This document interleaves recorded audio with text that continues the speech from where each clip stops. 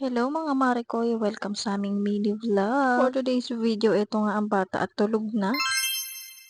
Alas 8 na nga ng gabi mga Marikoy, pero eto ako at gising pa. Pero ang batang makulit pinatulog ko na nga mga Marikoy. Pero imbis na sabayan ko na nga siya sa pagtulog, eto ako at gising pa. Fast forward mga Marikoy, kinabukasan na nga pala to. At eto, pauwi na nga kami sa kabila. Ganito na kasi talaga yung routine namin tuwing umaga. Hindi kasi kami pwedeng magstay sa bahay kasi grabe nga yung init. Kahit nga alas 8 pa lang ng umaga, grabe na yung init. Kaya lagi nga kaming nasa kabila dahil hindi naman kanong mainit doon. At eto nga ang batang makulit for the antok-antok pa siya ng mga oras na yan. Papunta na nga pala kami sa bahay ng biyanan ko dahil doon hindi ganong mainit. Hindi nga katulad sa bahay na grabe yung init. Fast forward mga Marikoy, eto nga at may pasok nga ang batang makulit. At buti na nga lang hindi siya nagtupak-tupak kahit nga antok-antok pa siya. At ayun, for the sulat-sulat siya kahit wala pang pinapasulat. Charot.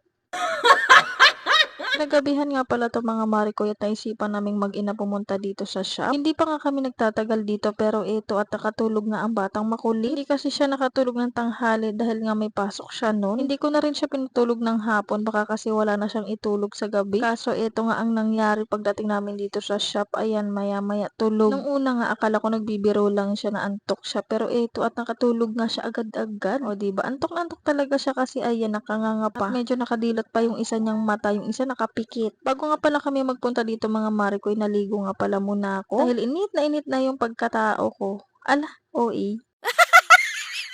At nung mga oras na yan mga Marikoy, nandito na nga pala yung papa niya. Kaya ayan, pinaayos ko ng higa sa folding bed. At fast forward mga Marikoy, nagpahatid na nga pala kami dito sa kabila para nga makatulog na ng maayos tong batang makulit na to. Pero bago nga kami magpahatid, kumain nga muna kami sa shop. Doon na nga pala kami kumain mga Marikoy at pagtapos nga no, nagpahatid na rin kami dito sa kabila. Akala ko nga pagdating namin dito ay matutulog siya ulit. Pero hindi nga siya natulog ulit. Ayan, nag-cellphone pa nga siya. At eto naman ako, tamang higa, tamang nood lang sa kanya. Antok na rin ako ng mga oras na yan. Pero anong gagawin? Alangan namang tulugan ko ang batang makulit. Kinabukasan ng gabi to mga Marikoy at eto, ganun ulit ang routine. Punta ulit sa papa namin kahit gabi na o diba, hindi mapakali ang mag-inang to. Siyempre habang naglalakad kailangan may nginangata. Ala, at habang naglalakad kami may nakitang ice cream ang bata. Mga hapon pa nga lang mga Marikoy, naghahanap na kami ng ice cream kaso wala kaming makita. Dahil doon sa unang pinuntahan namin ay wala na nga ice cream. Kaya habang naglalakad kami papunta dito sa shop, meron nakita tong batang to. Grabe, napakalinaw ng mata basta ice cream.